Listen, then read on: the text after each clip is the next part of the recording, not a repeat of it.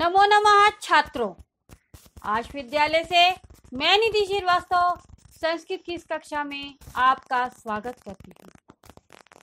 छात्रों, पूर्व कक्षाओं में हमने व्यायाम सर्वदा पथ्य अर्थात व्यायाम हमेशा स्वास्थ्यप्रद या लाभकारी है, इसके विषय में पढ़ा कि व्यायाम जो है वो हमारे शरीर के लिए बहुत ही महत्वपूर्ण है।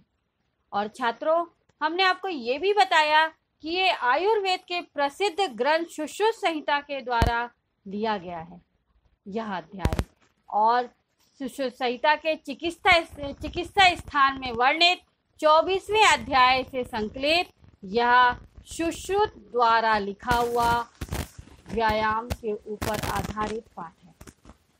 छात्रों, अधिक स्थूलता को दूर करने के लिए भी हमको व्यायाम की आवश्यकता होती है, यानी हमारे शरीर से चर्बी खत्म करने के लिए भी हमको ज़्यादा से ज़्यादा व्यायाम करना चाहिए। तो छात्रों, आपको बता दें कि व्यायाम से होने वाले बहुत सारे फायदे हमारे जीवन में होते हैं, जैसे कि हमारा शरीर जो है वो गठीला बनता है, हम में स्फूर्ति आती है और हमें सहने की क्षमता होती है। हमको बड़ी से बड़ी चोट भी लगती है तो भी हमें सहने की क्षमता होती है इस व्यायाम के माध्यम से। तो छात्रों, आइए देखते हैं इस अध्याय में व्यायाम का श्लोक सुश्रुत संहिता द्वारा सुश्रुत जी द्वारा लिखा क्या कहता है। देखते हैं छात्रों। क्लास 10 संस्कृत तृतीय पाठा व्यायाम सर्वदा पथ्या का तृतीय भागा। छात्रों, प्रस्तुत पाठ में हिंदी भाषा में अर्थ, अन्वय, शब्दार्थ, संधि विच्छेद और प्रश्नोत्तर पर प्रकाश डाला गया है। श्लोक नंबर 3 ध्यान से देखिए छात्रों, थोड़ा सा कठिन है। श्रम क्लम पिपासोष्ण शीतादीनां सहिष्णुता आरोग्यम चापि परमम व्यायामादुपजायते। समझ में आया? श्रम क्लम एक साथ पढ़ना है आपको। श्रम क्लम पिपासोष्ण शीतादीनां सहिष्णुता आरोग्यम चापि परमम व्यायामादुपजायते। छात्रों, श्लोक का हिंदी संवाद करने के लिए हमको अन्वय करना होता है, और इस अन्वय में छात्रों हमको कुछ नियम है उसको ध्यान में रखना होता है। अन्वय करने से पहले हम उस नियम को ध्यान में रिपीट करते हैं कि कर्ता कर्म क्रिया और उनके विशेषण को उनकी अन्य विभक्तियों के साथ एक ही पंक्ति में सही ढंग से नियोजन करना ही अन्वय कहलाता है। ठीक है छात्रों, तो इस श्लोक में भी हमको वो नियम को अपने ध्यान में रखना है। तो देखिए छात्रों, अन्वय श्रम क्लम पिपासा उष्ण, हमने उस वर्ड को तोड़ा है इसलिए हमने बीच में स्लैश लगाया। अन्वय करते समय जब वर्ड को तोड़ते हैं तो हम लोगों को स्लैश लगाना होता है। तो श्रम क्लम पिपासा उष्ण शीतादीनां सहिष्णुतां परमम आरोग्यम चापि व्यायामात् उपजायते। ठीक है, तो नौ छात्रों संधि विच्छेद देख लीजिए। इसमें इस श्लोक में क्या संधि आई है, ज्वाइनिंग को ध्यान से देखिए। पहला वर्ड है पिपासोष्ण, तो पिपासा प्लस उष्ण। नौ सेकंड वन है शीतादीनाम, शीत प्लस आदीनाम। नेक्स्ट वन है चापी, च प्लस अपी। ठीक है छात्रों। नाउ नेक्स्ट वन देख लीजिए, व्यायामादुपजायते इक्वल टू व्यायामात् प्लस उपजायते। ठीक है छात्रों। नाउ शब्दार्थ सुन लीजिए। श्रम क्लम यानी परिश्रम की थकान, श्रम यानी मेहनत और क्लम यानी थकान। तो श्रम क्लम अर्थात परिश्रम की थकान, मेहनत की थकान। हम मेहनत करते हैं तो थकान होती है ना, वही थकान। पिपासा यानी प्यास, उष्णा यानी गर्मी, सहिष्णुता यानी सहने की शक्ति, आरोग्यम अर्थात स्वास्थ्य, उपजायते यानी उत्पन्न होता है। तो छात्रों आइए हम इसका सरलार्थ करते हैं। सरलार्थ हम अन्वय के माध्यम से ही करेंगे। तो देखिए छात्रों, श्रम यानी मेहनत, क्लम यानी थकान, पिपासा यानी प्यास, उष्ण यानी गर्मी, शीतादीनाम यानी शीता यानी शीत यानी ठंडा, शीतादीनाम यानी शीत आदि लोगों को या शीत आदि का, ठीक है। सहिष्णुता यानी सहने की शक्ति, परम यानी परम श्रेष्ठ, आरोग्यम यानी आरोग्य, परम यानी श्रेष्ठ भी कहते हैं, अच्छा भी कहते हैं, महान भी कहते हैं और बड़ा भी कहते हैं। तो परमम आरोग्यम अर्थात अच्छा स्वास्थ्य या श्रेष्ठ आरोग्य या श्रेष्ठ स्वास्थ्य, ठीक है।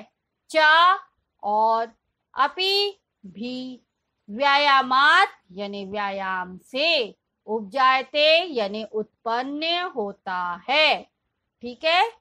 तो क्या बता रहा है कि श्रम क्लम पिपासा उष्ण शीतादीनाम, सहिष्णुता यानी श्रम की थकान यानी मेहनत की थकान, प्यास गर्मी और सर्दी और सहने की शक्ति, ठीक है। क्या क्या बोला उसने, मेहनत की थकान, प्यास, गर्मी, सर्दी आदि सहने की शक्ति और अच्छा स्वास्थ्य भी हमको व्यायाम से ही उत्पन्न होता है अर्थात प्राप्त होता है।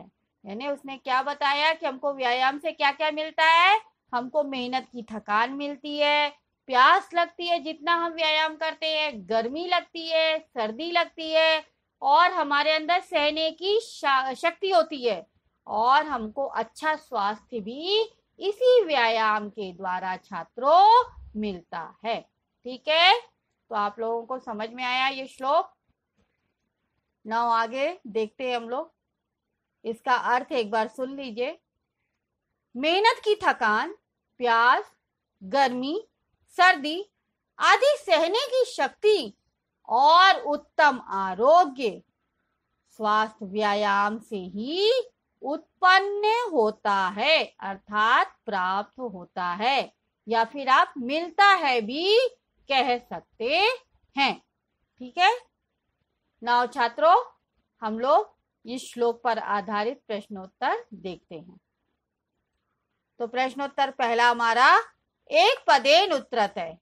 ध्यान से देखिए पहला क्वेश्चन, श्रम क्लम पिपासोष्ण कस्मात् उपजायते, यानी श्रम क्लम पिपासोष्ण किससे उत्पन्न होता है, किससे होता है छात्रों, व्यायामात से यानी व्यायाम से, ठीक है।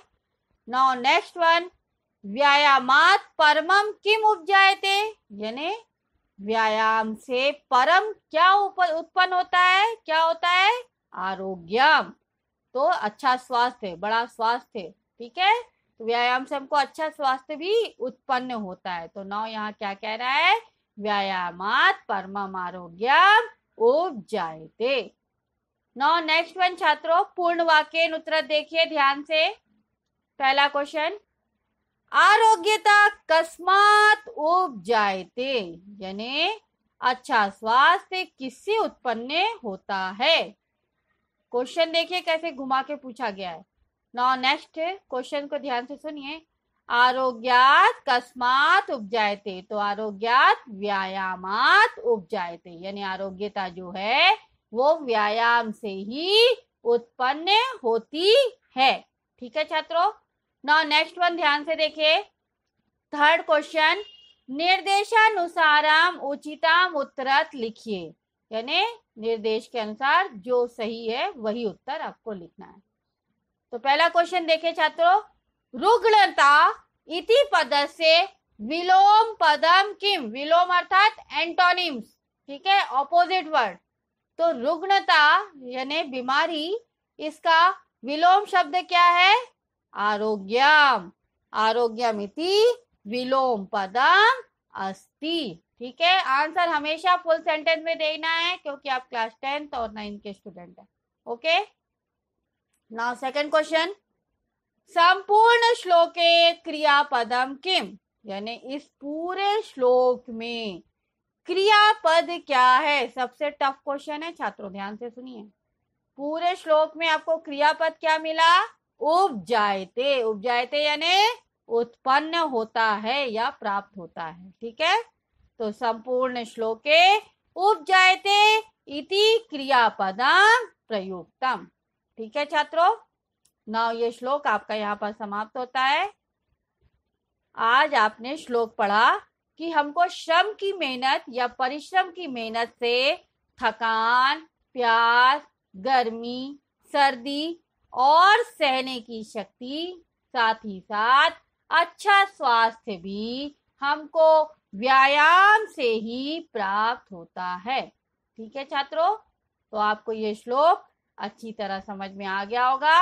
अगर आपको कोई भी डाउट है तो आप आश विद्यालय के ऐप्स को लाइक करके क्वेरी में जाकर अपना डाउट पूछ सकते हैं। मैं आपका जवाब जल्द से जल्द दूंगी। तब तक के लिए धन्यवाद छात्रों। नमो नमः।